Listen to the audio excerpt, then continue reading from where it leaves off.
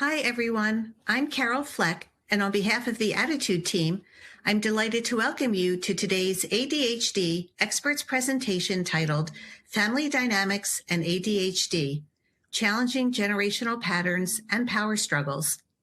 Leading today's presentation is Dr. Tamara Rosier. She is the author of You, Me, and Our ADHD Family, Practical Steps to Cultivate Healthy Relationships, and Your Brain's Not Broken, Strategies for Navigating Your Emotions and Life with ADHD.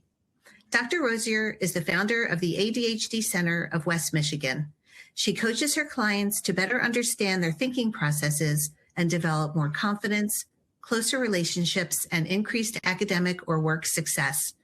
She is a board-certified coach and is the president of the ADHD Coaches Organization. Family dynamics can be tricky. We each play a role in our family, and it's important to understand how these roles affect and shape us. Dr. Rosier will tell us about 4 such roles. The over-functioner, that's the one who takes over and fixes everything. The under-functioner, that's the one who pulls back and freezes. The peacemaker, that's someone who smooths over tensions. And the intensifier, that's the one who escalates emotions and raises the volume. We'd like to begin today's webinar by asking this poll question to our live audience. Of those 4 roles, which one do you play in your family? Please select your answer and comment under the video player to tell us more. For answers to common webinar questions about slides, transcripts, and certificates of attendance, click on the FAQ tab of your webinar screen. I'm so excited to tell you about the just published spring issue of ADDitude magazine. If you're not yet a subscriber, here's what you're missing. We reveal the true cost of ADHD care today for adults and for children based on what readers have told us in an exclusive survey. Plus, 2 therapists tell us about their new and different neurodiversity affirming approach to cognitive behavioral therapy.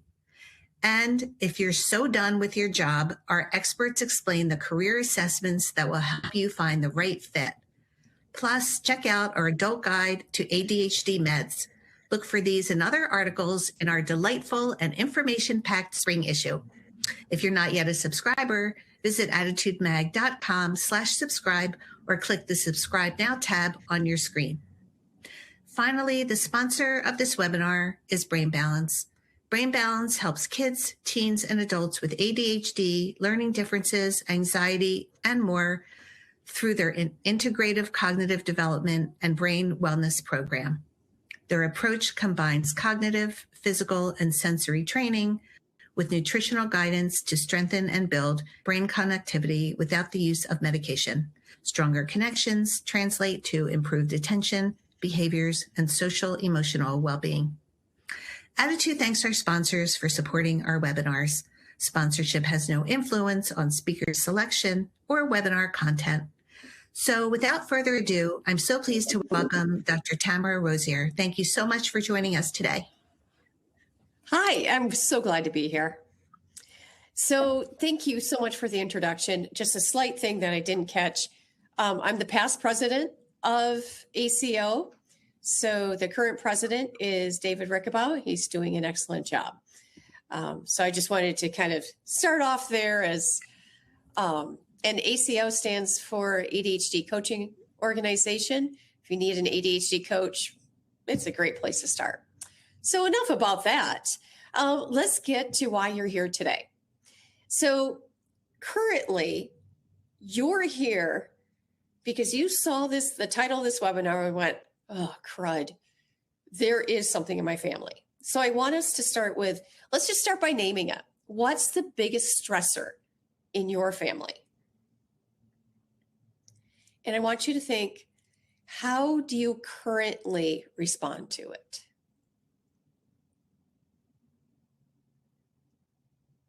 And lastly, what are you hoping to get out of this webinar?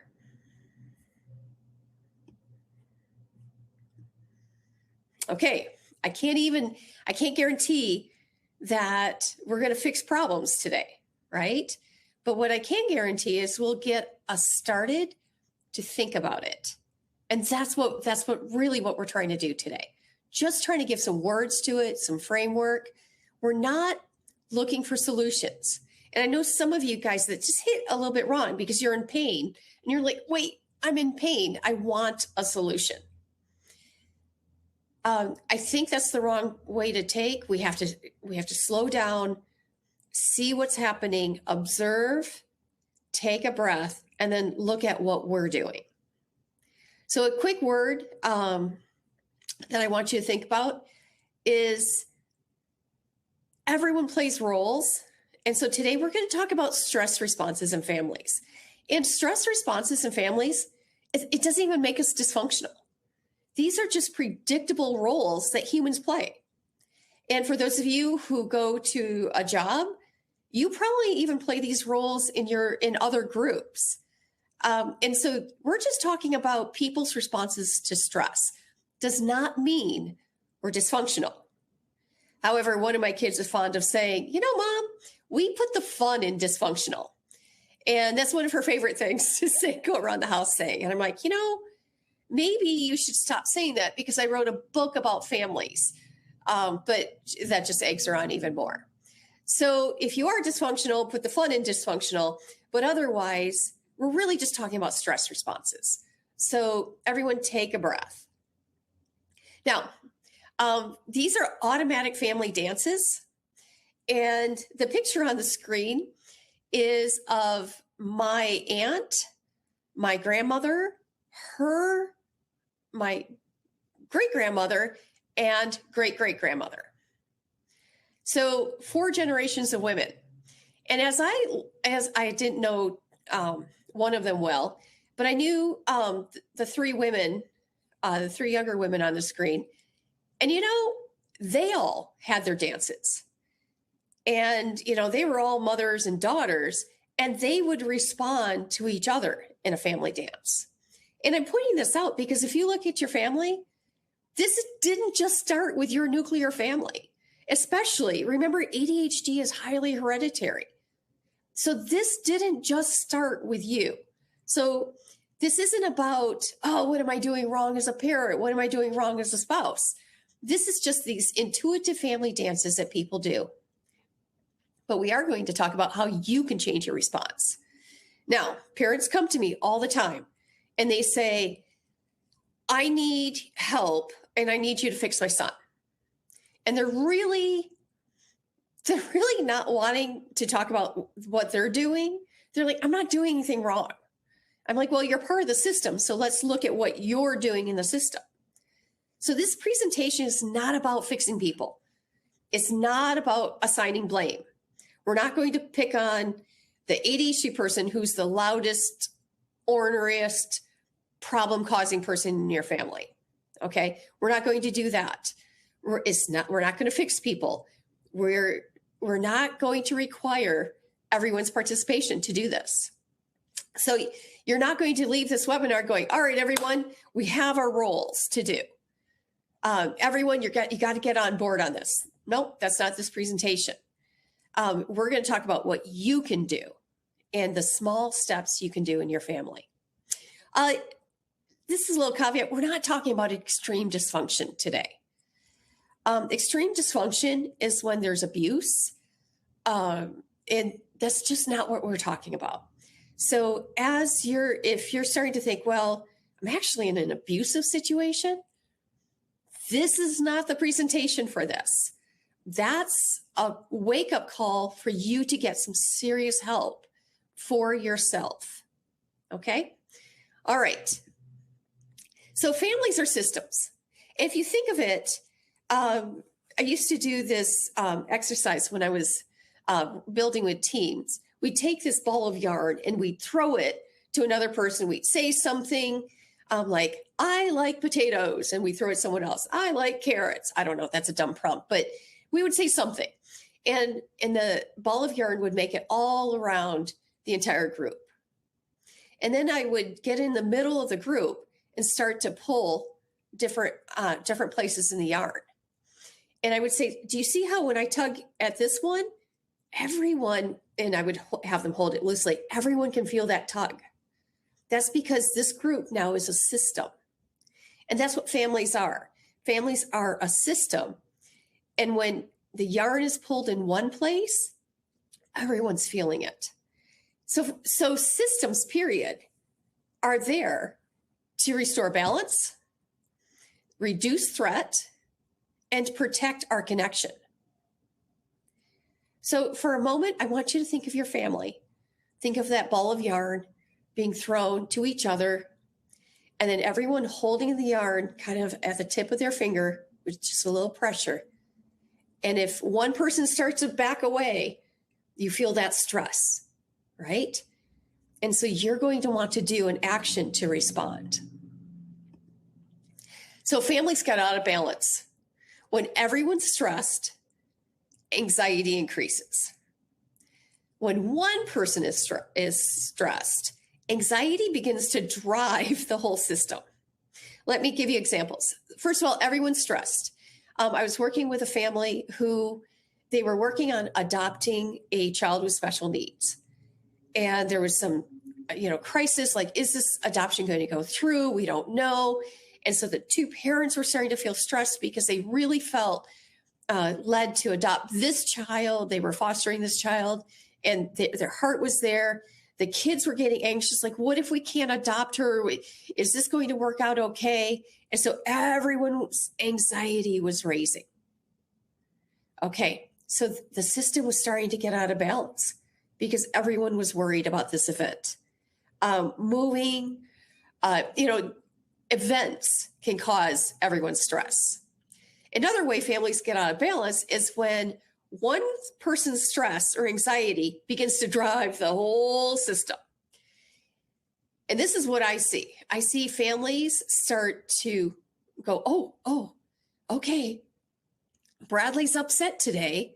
And so we're going to just not try to trip any wires for Bradley today.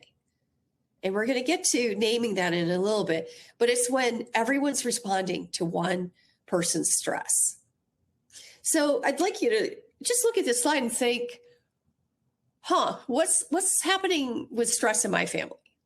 Is it more like an outside event?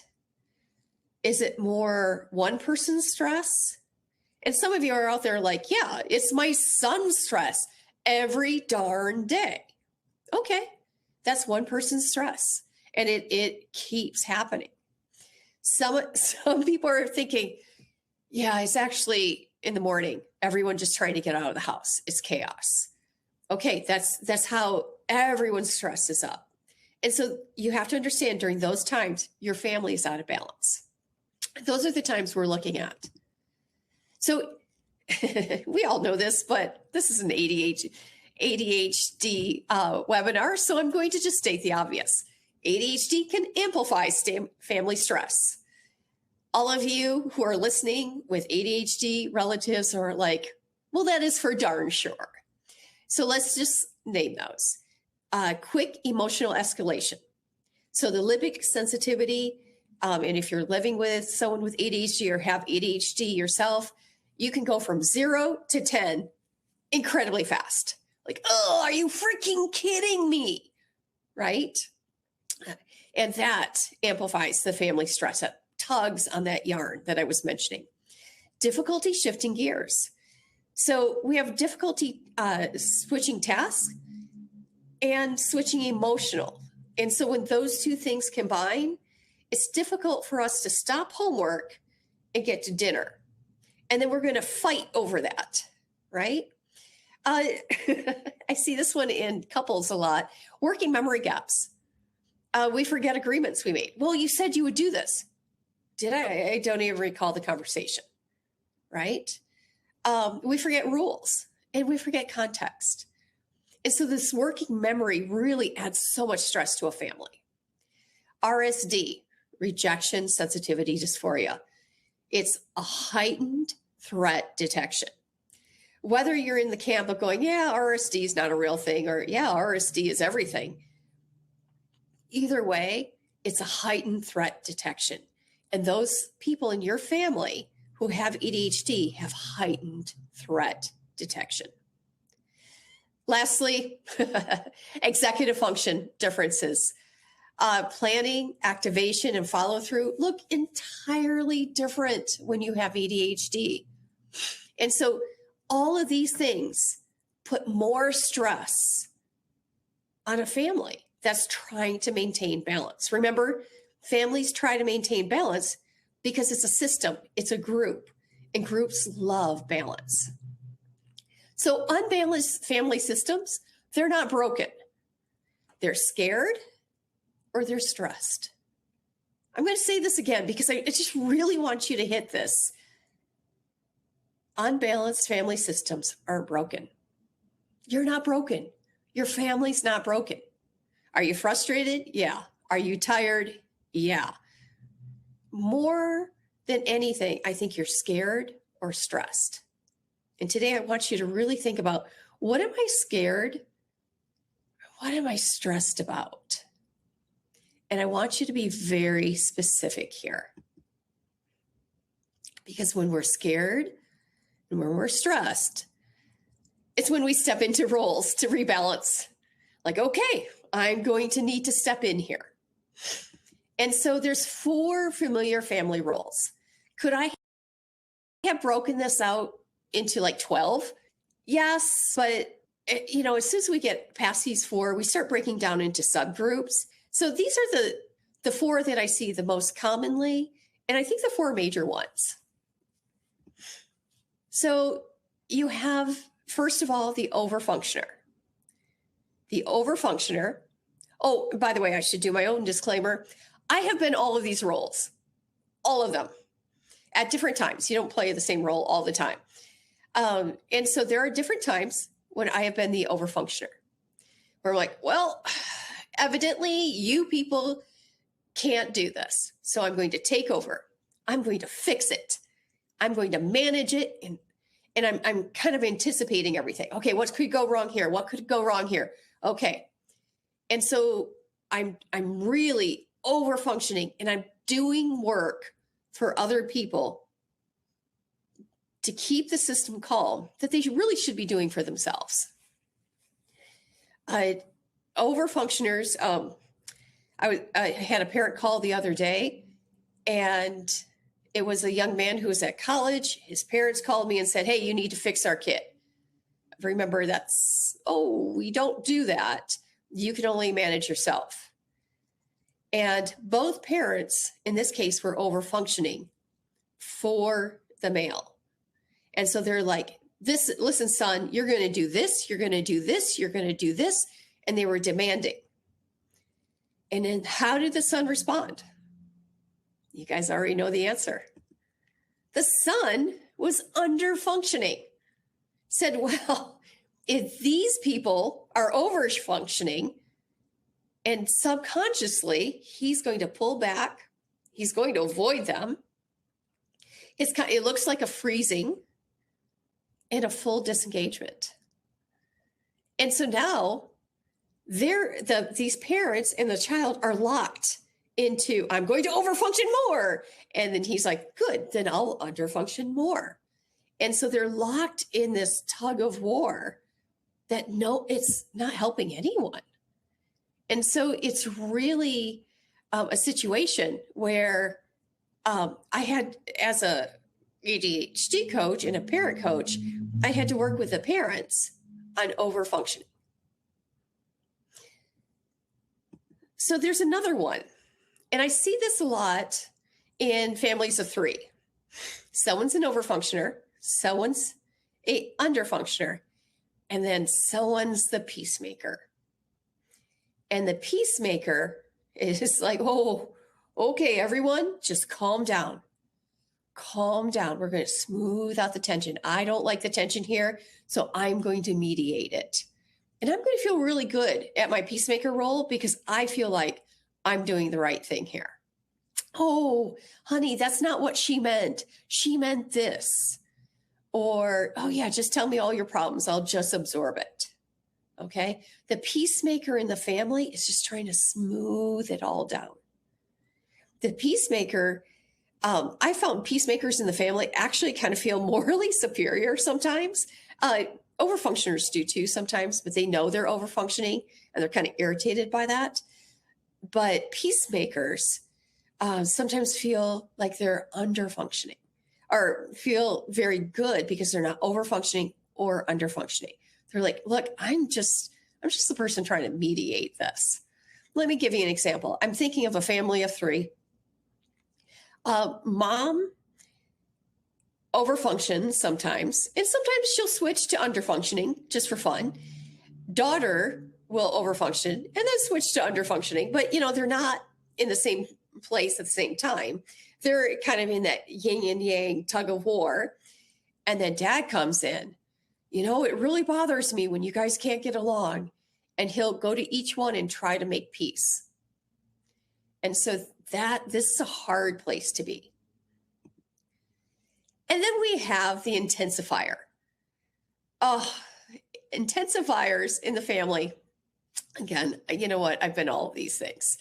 The intensifiers in the family kind of crack me up because once you see what they're doing, they will throw dynamite into a situation, blow it up, because that feels better to get the things out than just to kind of play games. And so intensifiers say things like, well, I don't play games. I call it like it is. And just pour gasoline on the situation. You're not helping anything, buddy. And you're part of that system too. You're called an intensifier.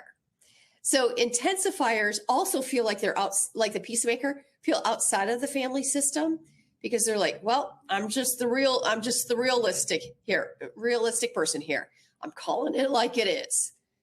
And I'm telling you, intensifiers are difficult for me to work with because they are so sure that they are doing the right thing.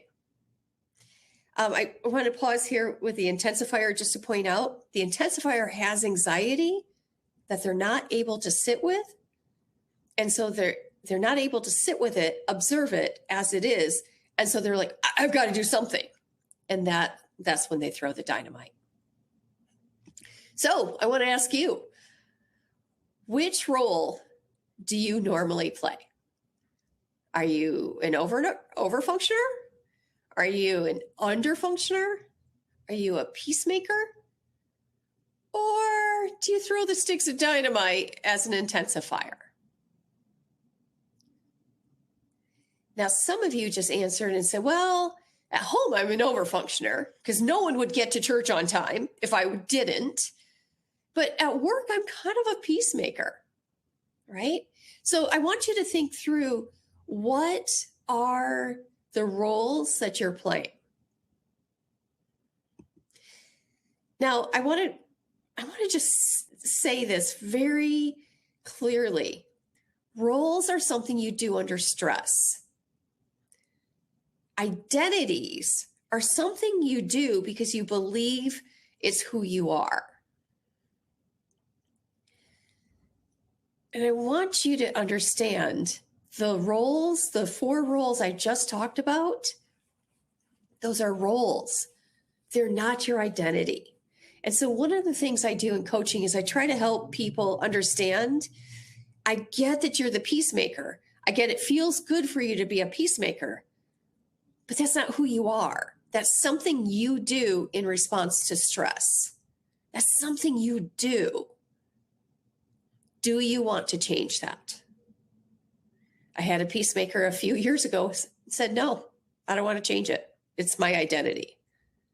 Like, okay. Do we want to look at what behaviors to change, specifically in his family, that he can change? He goes, no, I want everyone else to change. Did you hear that? He had an identity. It's fixed. He's the peacemaker. It's character-based. And he was ready to be like, no, it's just who I am. However, on the other hand, I worked with a peacemaker about a year ago, and it was a male too. And he was saying, well, I get naturally I want peace and I really like peace, but I also see how I do it because I'm so unsettled with those two bickering, right? So what are the behaviors we can do to change it? And he was like, yeah, I'd like to look at those behaviors. You see, one has an identity, another one has a role. So roles trigger roles. As soon as one role activates another, each response increases stress. Fast, and remember, we have fast emotional reactions in ADHD households. And it's like everyone kind of steps on stage to play the script out. And think about it. You know the script. You know the script. If you're really honest with yourself, you already know all this. I'm just putting words in a framework around this.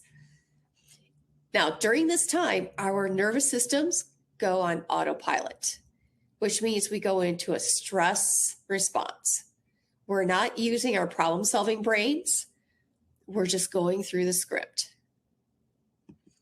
So another way to say this is when stress comes up, one role activates, the system reacts, and then the whole pattern keeps repeating. One of the work I do with families, and I love working with families, is, well, all right, morning time is the time when there's just a drunk and go rodeo. And the stress is there. We've got to get these ADHD brains who haven't woken up yet, and adolescent brains who haven't woken up, who aren't even sure they want to wake up. We have to somehow get them out of the house. We have to get the middle school kids who are still feeding their pet dragon, their worms or whatever, the kimono dragons eat or whatever bearded dragon it was, whatever. But they're still doing that while everyone's like, get your shoes on, leave, right? And so there's all kinds of stress. One role starts to activate, the whole system starts to play these games. So we're tempted to see power struggles here. But I'm asking for you to take this out of the power realm because it's really more likely about anxiety, safety, or seeking relief. And I've alluded to this a couple times now. When we feel anxiety, sometimes we're not okay feeling anxiety. And so I'm going to seek relief by being a peacemaker or an intensifier. I'm going to seek relief by overfunctioning for someone because it just makes me feel good for the moment, right? Sometimes we're doing this for safety. But I don't see these roles as power dynamics. And I think if we try to see them as power dynamics, we're going to miss a lot of the nuance. So I want you to know you don't need a new family. You need a new response. And I want you to think about what is the response that you want to have right now. And I swear I could just hear one of you guys go, well, I don't know, Tamara, that's why I'm here. Okay, so we'll get on to that part of the presentation. So first, we need to know your go-to role. And your go-to role is this. In my family, I tend to overfunction. I just have to call it what it is. And let's take a second and think what that means. When I'm a overfunctioner, then I get mad at everyone else. Like go through what this role really means. If you can be really honest with yourself, please understand that your go-to role is not a heroic place to be. We like to write the story where we're the hero, of course, and a lot of times that's good. Except in this work, where we see, well, I have to overfunction or I have to intensify. My family needs this. That's going to keep breaking down the thinking for us. So try to be really honest. Like, I need to be honest. This role may not be a good role for me. So where do you go under stress?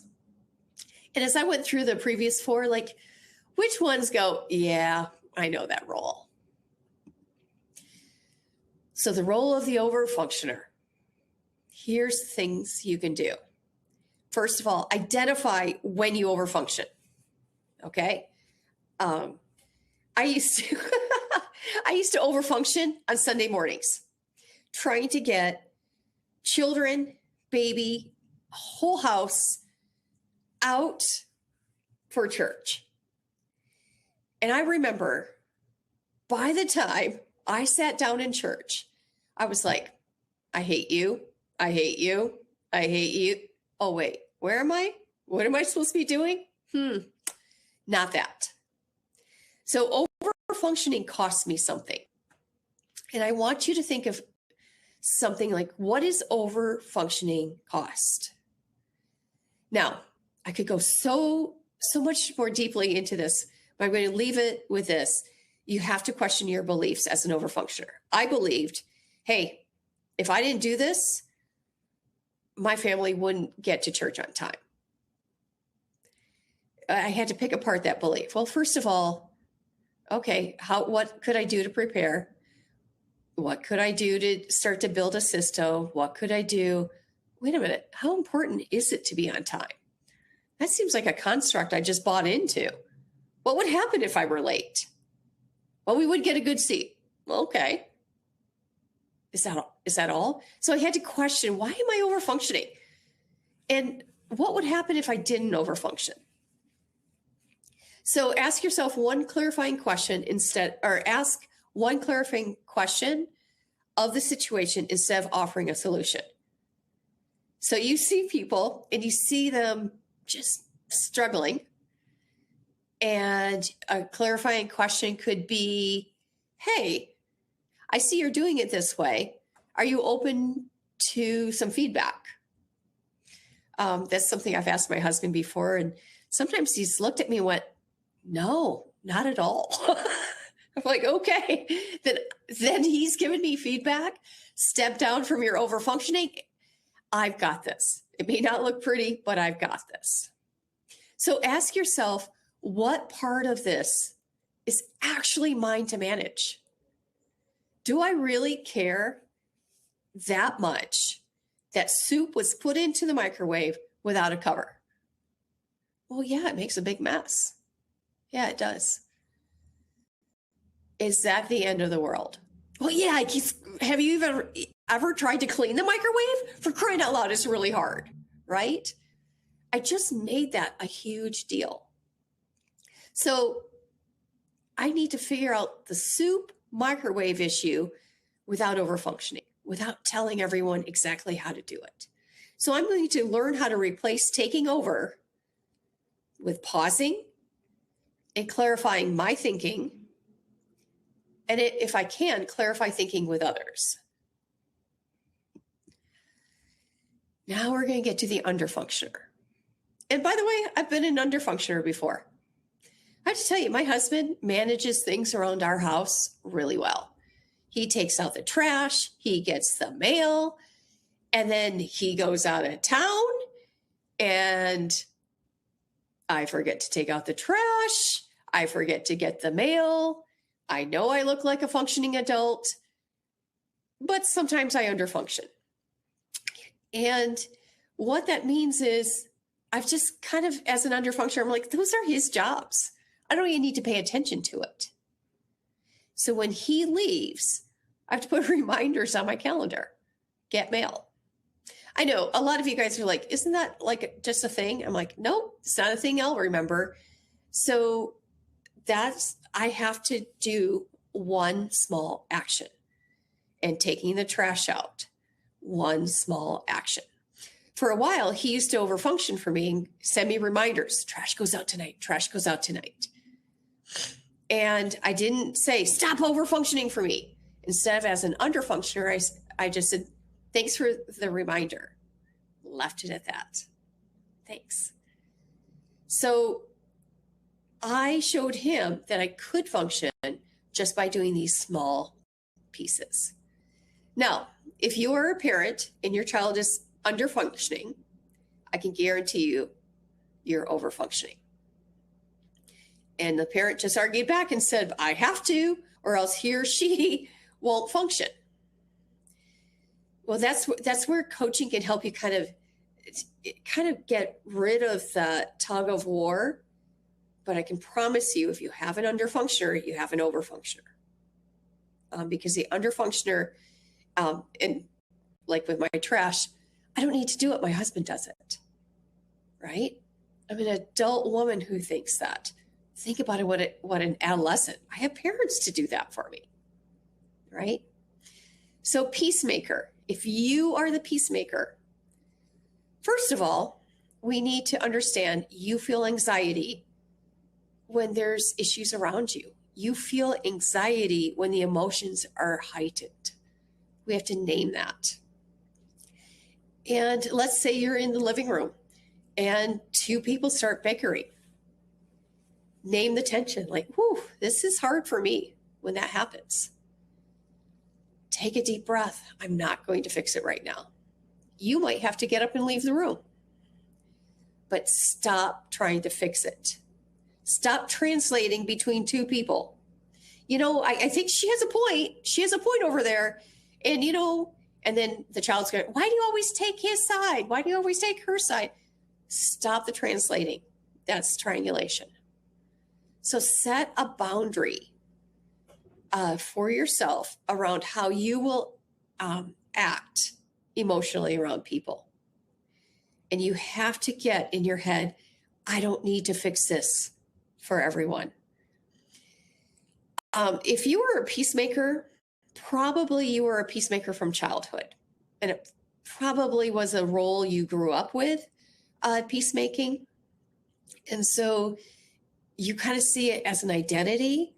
And so you really want to do some careful thinking around this. So instead of absorbing, you are going to recognize the tension and go, wow, that's a whole traffic jam, isn't it? It's not for mine to resolve. All right, good luck, peacemaker. I know it's hard for you. Intensifier. I have a picture of a stinging insect here because that's kind of what you guys do. You kind of go in, you zing, and you're like, hey, I'm just calling it what it is. I have been the intensifier, in fact. I don't like when things go unnamed, so I tend to name things. But the way I named things in the past would be kind of pushy, antagonistic.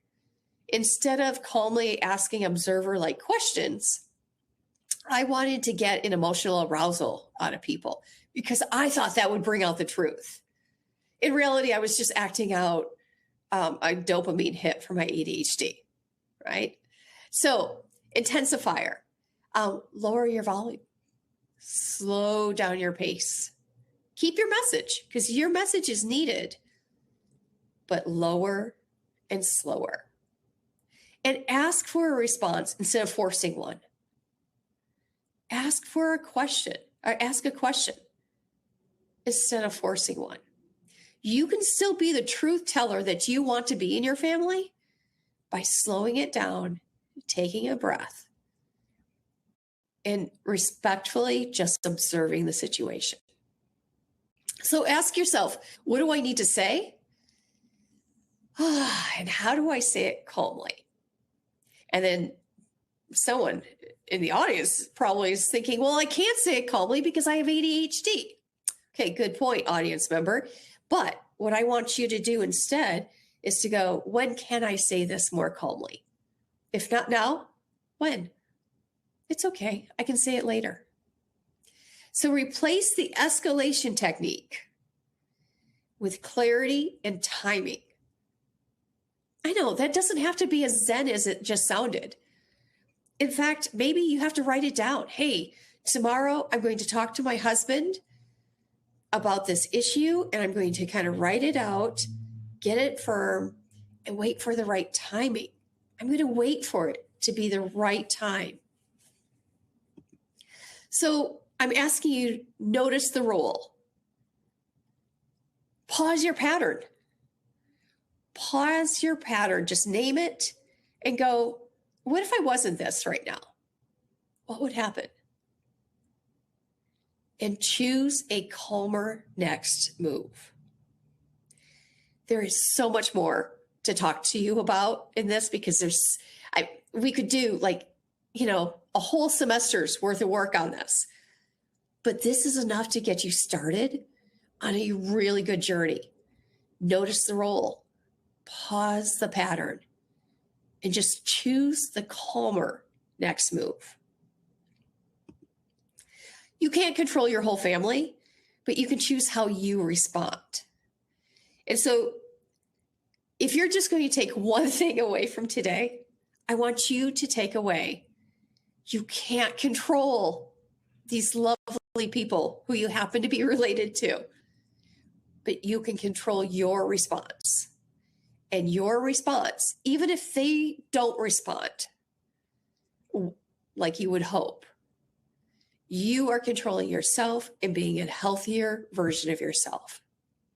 I was working with a family member or a client, and her family was very difficult.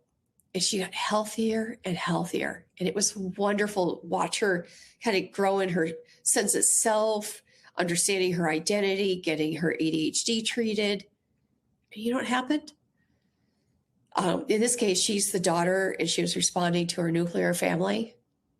Her family rejected her and said, we don't like this version of you. We liked when you were the underfunctioner because we could control you more. We liked that about you. They didn't say it outwardly, of course, but the family, she didn't get this like, yay, you're growing. This is awesome. Instead, she, in essence, got kicked out of the family system. So just because you're growing, getting healthier, don't expect your family to celebrate. The key is we're focusing on you. How do you keep growing? And how do you keep control of yourself in these and just not fall into these roles? Now, the healthier the family is, the healthier people are going to be able to step out of roles. Like, oh, you stepped out of this role? I think I can step out of that role too. And so you kind of stop the tug of war. Healthier families can do that. Unhealthier families, they get stuck in their roles and they don't like when you break up with them. All right. Thank you, Carol. Thank you so much, Dr. Rosier. That was wonderful. Before we start the Q&A, I'd like to thank Brain Balance for sponsoring today's webinar. And I'd like to share the final results from today's poll question. We asked, which role do you play in your family? 48% said they were the overfunctioner. 25% say they were the peacemaker. 11% were the intensifier. And 10% said they were the underfunctioner. And someone made a comment, aren't all ADHD people intensifiers? But no. Now to your questions. So we have variations on this question about ADHD and self-regulation. Someone wrote in our family, the dad and son both have ADHD with traits of impulsivity, emotional reactivity, explosive responses, and feeling misunderstood. Conflicts often escalate. This cycle has been repeated for too long. How do you teach a child regulation skills when his dad can't regulate himself? And Dr. Rosier, I should say, I also had this question from a single mom who said she was in perimenopause and that her hormones weren't helping her regulate her emotions with regard to her adolescent son with ADHD. So similar themes on self-regulation. Yeah. Okay, so several answers to this. So first of all, you're asking the right question because it is about emotional regulation. Here is your reminder. I didn't get into that because it's really not what this session was about, right? Webinar. Carol, are you hearing another voice? Sorry. Yes. Oh, okay. That's all right. I apologize. No, that's okay. I wanted to make sure That was Alexa. Yeah. Oh, Alexa. Oh, you're such a bother sometimes. Alexa. So, Alexa. So to the dad and son situation, in this case, dad and son are both intensifiers. And I see this a lot. This is a lot of good male, just testosterone. Oh, I can increase this. I can increase this. I see it with mothers and daughters too. In case that's a good hearty dose of estrogen there. And so both are intensifiers locked in this battle. And in this case, the person really wants to be a peacemaker and go, hey, guys, you're both intensifiers. Just take a pill, right? Just calm down. But we don't want to do that. In this case, if I were the parent in this situation, I always took my kids out to eat somewhere, because when they're eating, they listen better and they have better discussions with me. So we took, I live in the Midwest, so we have a lot of time at Culver's, right? So in my scenario, I would take my child to Culver's, right? Buy them whatever they want and say, hey, I want to talk to you about this pattern I'm seeing. And here's the pattern. You do something, your dad intensifies it. You do something, you intensify it more. Do you see, is that what you see? No, man, I just see my dad's a jerk. Really? I'd like to push on that a little bit more, because I see you doing something too. So do you see that you have any other options? Noticing I'm not lecturing. I'm really just asking questions. And the questions follow this three-part pattern. What do you see? Can I help you shape what you see here? What options do you have here? Are you open to me sharing an option? And, by the time we've gotten our custard, what do you think you're going to do now? I don't expect perfection, because this is part of it. This is part of growing. You're just learning more tools. It's okay. You're not a jerk. And by the way, your dad's not a jerk either. I'm married to him. So this is an intensifier pattern. With a mother, and you said the mother was in perimenopause? Yes. Yeah. That's kind of nature's cruel joke, because perimenopause, let me just explain this. I've gone through it. Woo, it's a reverse adolescence. It's you're emotional, you have pimples, like you're going through adolescence in reverse. It's not pretty. And guess what? Your ADHD flares up. And this is for neurotypical people. Brains change while women are in perimenopause. The brain changes and we have less access. And we feel that. And so self-regulation is so hard to grasp. Now, first of all, the mother in perimenopause can go, wow, I really understand what it's like to be in adolescence, isn't it? I can understand why I just wanted to cry over that. And so I love to work with perimenopause women and say, hey, this is a great experience. You're understanding what it's like to be your adolescent. So start having that discussion. Now, the son will go, ew, don't talk to me about that. We'll go, well, you don't need the details. You need to know I'm in reverse adolescence. I'm going in a different direction, but it's the same thing. And so I would love for the parent to say to the kid, so we're both struggling with this.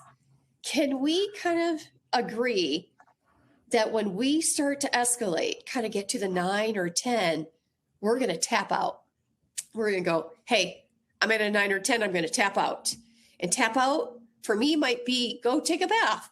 Tap out for you, son, might be go put on your headphones. But we're going to agree to tap out, but we're also going to agree to come back together. And we're going to come back together. And if the problem is still there, then we're going to talk it out. If it was just because we were both hangry, hungry plus angry, there's nothing to talk about because we ate pizza. Okay? But can we agree that we're going to work together on this? Okay, another person writes, I was the scapegoat in my family. I'm late diagnosed with ADHD and autism. I'd like to know how to move through triggers with my family without getting sucked into stressful escalations. Well, I alluded to the person who asked this question at the end.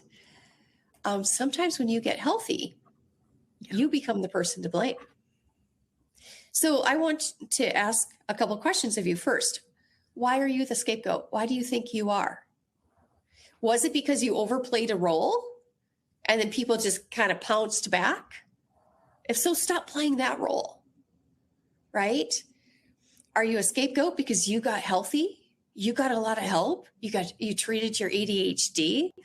You're becoming, you're learning more about yourself, but you're becoming more authentic, and your family doesn't like that. If it's for that reason, then describe who you want to be and be unmovable from that place. That means hiding all those little buttons. So let me just quickly play it out with you. So let's say you have a problem with your mom, and your mom just kind of loves to push buttons. Okay, she loves to triangulate and push buttons. And so you pick up the phone. Hi, Mom. And she's like, yeah, well, your sister did this for me, and you didn't do anything for me. And it's that kind of conversation. You're going to take a deep breath. And you're going to go, who do I want to be? I want to be a kind person and generous, but I also don't want to get sucked into this rabbit hole. Yeah, Mom, I hear what you're saying. Like, that's disappointing. So you're going to take one attempt just to kind of, because you wanted to be kind and listening. And she's like, oh, come into my web, sweetie. And you just feel yourself being sucked in. And so you're just going to go, hey, Mom, this is great. I need to go. I'll talk to you later. And you get out of the system. You get out of the situation. Holidays are very difficult because it's when adult children come home to reenact the roles that they played as adolescents. Okay. And it's uncanny how it still can happen. So understand the role you played and simply refuse to play that role any longer. Just quietly to yourself, and then script what you're going to do instead, according to who you want to be. That's great to know because I have a 33-year-old. and when he comes home, we absolutely go back into that. I feel like he just pulls me back in. And it's really hard to just kind of claw your way out of that because you don't want to do that anymore. It's old. Another question, how do you reconcile with a parent who just doesn't understand ADHD? And I guess you can apply this to grandparents too, when you take your kids to see your parents and, they comment that your child can't sit still, or people who just don't understand ADHD. How do you reconcile with a parent or a grandparent? Yeah. So reconcile, the reason I think that person used the word reconcile because something's broken there. And so I'm going to make some assumptions when I'm answering this question. So I'm going to assume something was broken. In other words, you keep putting down my kid, or you keep putting me down because I have ADHD, right? So the first step is that parent or grandparent is uncomfortable with their anxiety. And their anxiety is causing them to either be judgmental or fearful, or you should change this. By the way, Carol, I'm expecting my first grandchild in just a few weeks. Oh. And I'm going to be a really wise grandmother, I can tell. And so I'm really working on it. But, a friend said to me just a couple of weeks ago, grandparenthood changes you. I'm like, I can't even imagine. But if we're working with the grandparents, you can understand that they're probably not understanding ADHD, don't want to understand it. So we have to accept them, who they are, and put the appropriate boundaries in place.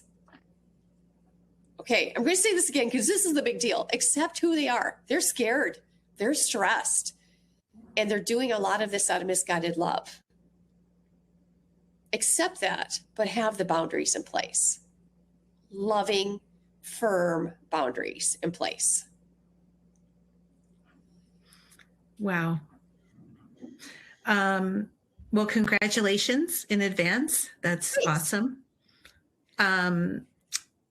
Someone writes that her children are constantly fighting and they treat each other terribly.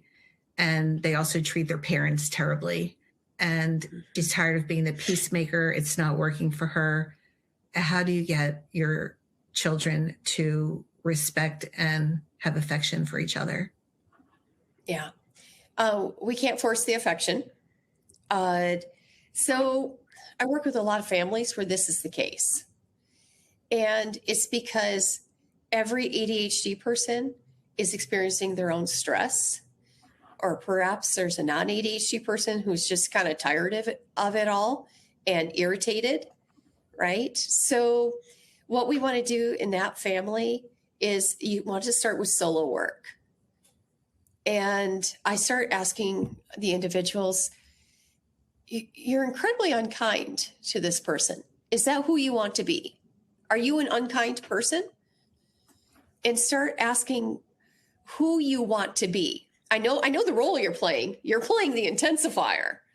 Is that who you want to be in this family? And just listen. They're like, well, I'm really sick of this and this and this. And they might even call your bluff, like, yeah, I want to be unkind.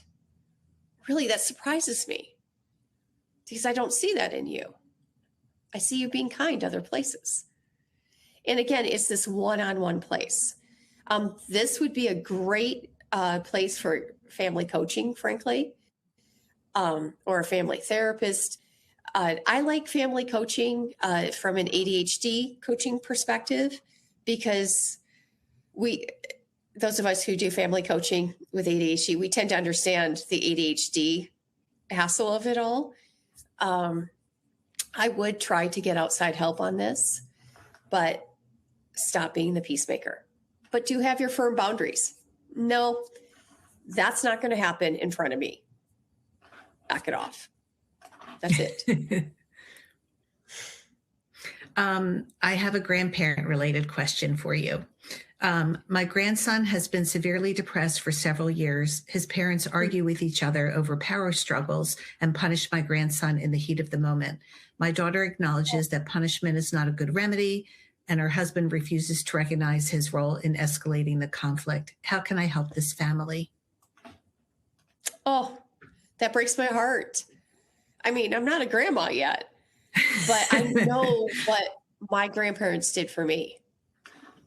I grew up in a drunken goat rodeo of a home situation, and my grandparents were there for me, and they were firm. They provided me safe places, a listening ear, non-judgmental. They never put down either parent. And looking back, oh, was that a relief, right?